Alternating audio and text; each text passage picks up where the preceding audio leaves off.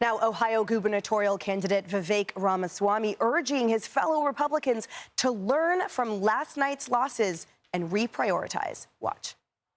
We got handed to us in New Jersey, Virginia, and New York City. Democrats swept all three. There's two key lessons for Republicans. Listen carefully. Number one, our side needs to focus on affordability. Make the American dream affordable. Bring down costs, electric costs, grocery costs, healthcare costs, and housing costs, and lay out how we're going to do it. This as a new poll finds about 70% of Americans say groceries are more expensive now than they were a year ago. And about 60% of them are blaming President Trump.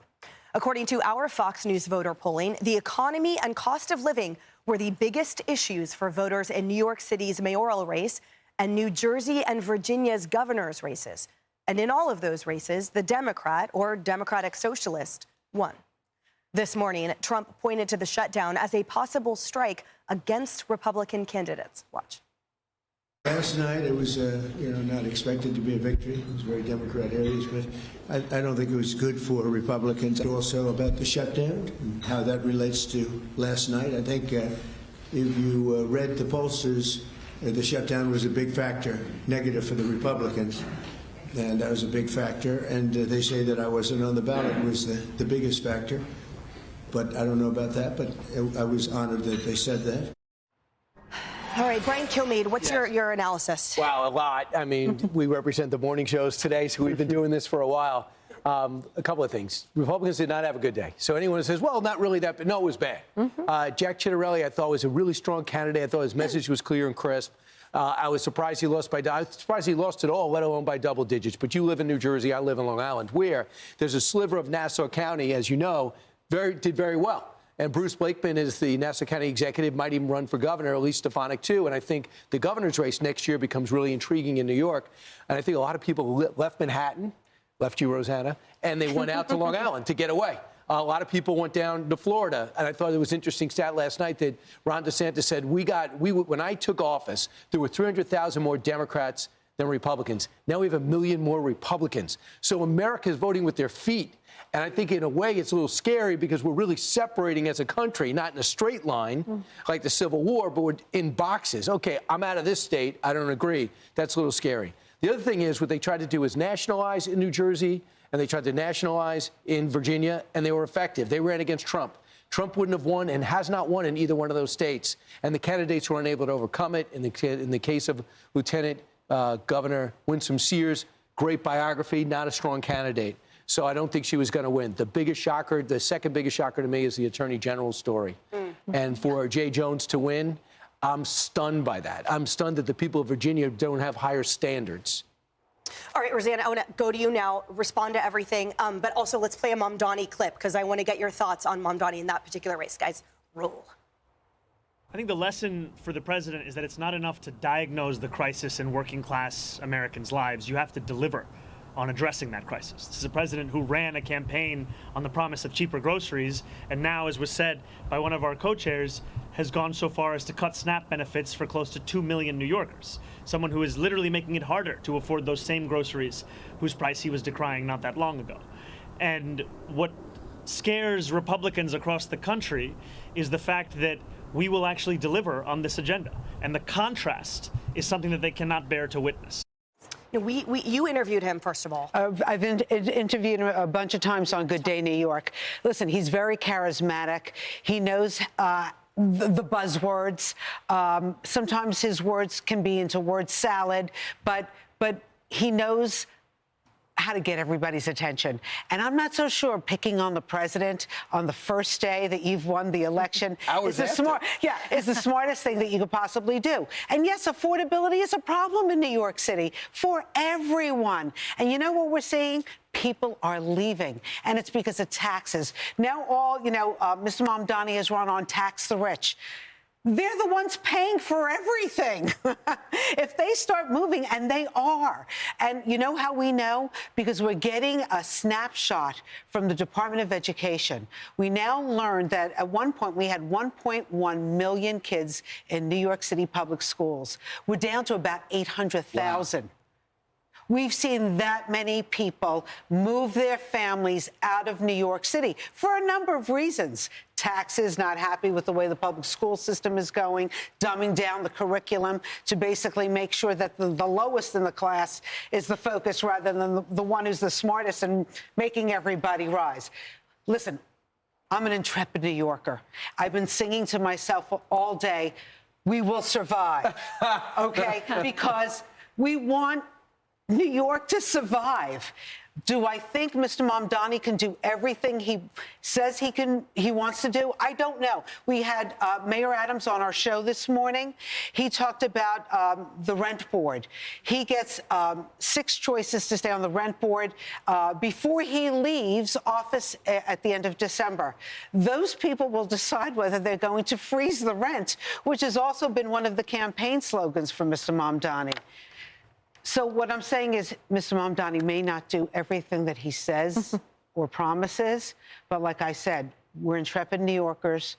We'll get through this, and we're hoping for the best for New York City. Yeah, I woke up feeling so sad today, but also just praying a lot, knowing that God is in control and everything is going to be okay. But Kaylee, I want to get your thoughts on everything, but also this in particular. So we know that Mamdani won by a little over 1 million votes, 1,036,000. And the combination of Sliwa and Cuomo added basically about another million. But the population in New York City is over 8 million. So is part of the issue for Republicans voter turnout? And is part of the issue that you're shaking your head no?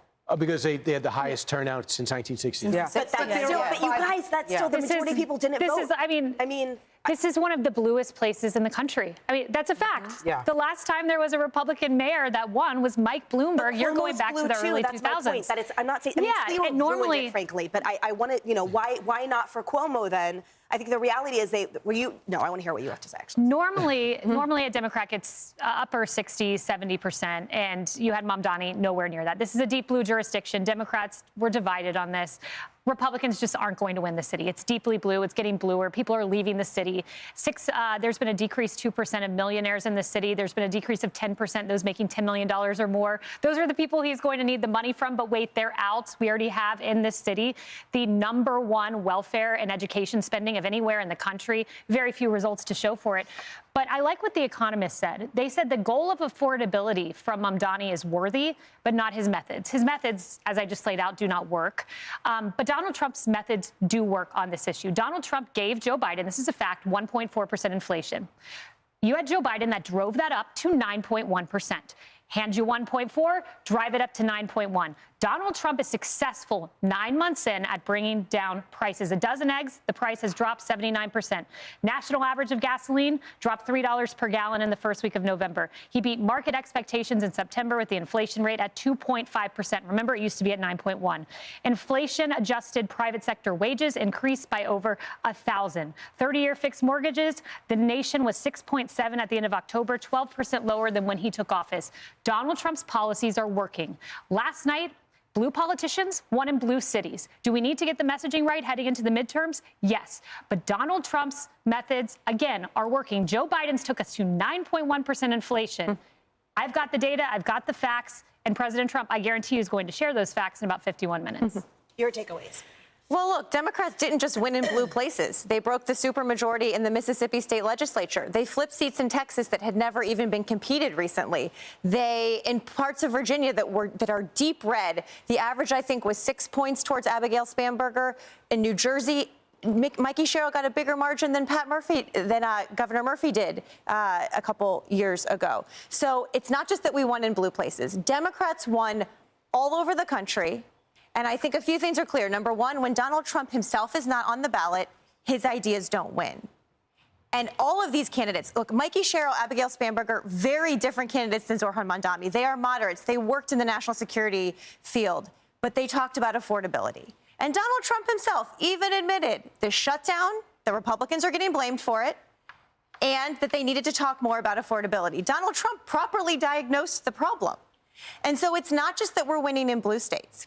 When's the last time a Republican won in Virginia in the presidential election? 20 years. But look, I was sitting. When's the last time they won in New Jersey? More than that. Kaylee, These are blue states. I was sitting at Fox a year ago, when we talked about we couldn't call Virginia till very late in the night. We talked about New Jersey's shift rightward. We all talked about how young men were fleeing the Democratic Party. And then what happened in the midterms? Democrats overperformed. It doesn't always predict. A year ago, by the way, at the same time that the Democrats have no national party leader and the DNC is useless.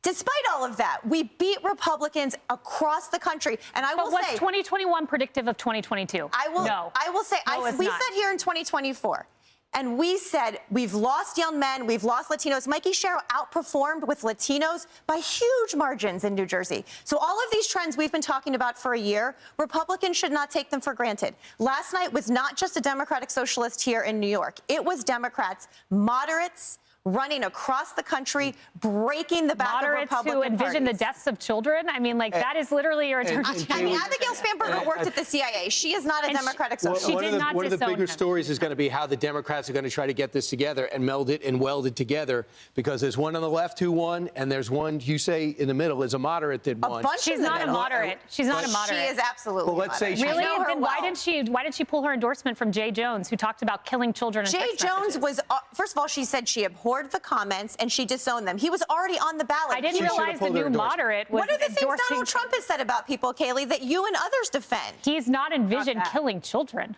Oh, we can have a whole debate about the He's things not said Donald Trump Hamas should not says. lay down their arms who killed children. Like, that's a unique Democratic That's not platform. what Abigail Spanberger's saying. That's what Zora Mamdani said, who endorsed Mikey Sherrill, and she didn't disown the endorsement. You guys want to talk about Mamdani, and I get why. He's charismatic and he's super left. Democrats won in Mississippi, Ohio, Virginia, New Jersey, red parts of those states with moderates. And if Republicans don't want to admit that today, they're going to be in for a rude awakening next year. That's all I'm saying. Well, I think part of the shock, at least for me, it's not that he's charismatic, it's that he's blatantly anti-Semitic. It's that I don't think his he is. methods are he is neo-Semitic. anti-Semitic. I mean, it's an absolute travesty. And that there were candidates considered moderate who refused to denounce and condemn horrifically violent rhetoric. I think I'm just surprised that people voted for that. But a lot of or Jews didn't voted turn out for to him, vote Emily. against it. But a lot of Jews voted for him. 33%. And a lot of Jews voted for him. And that breaks my heart.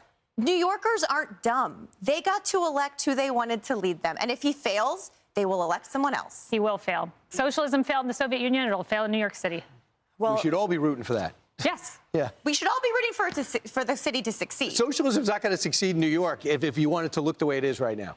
Hey everyone, I'm Emily Campagno. Catch me and my co-hosts Harris Faulkner and Kaylee McEnany on Outnumbered every weekday at 12 p.m. Eastern, or set your DVR.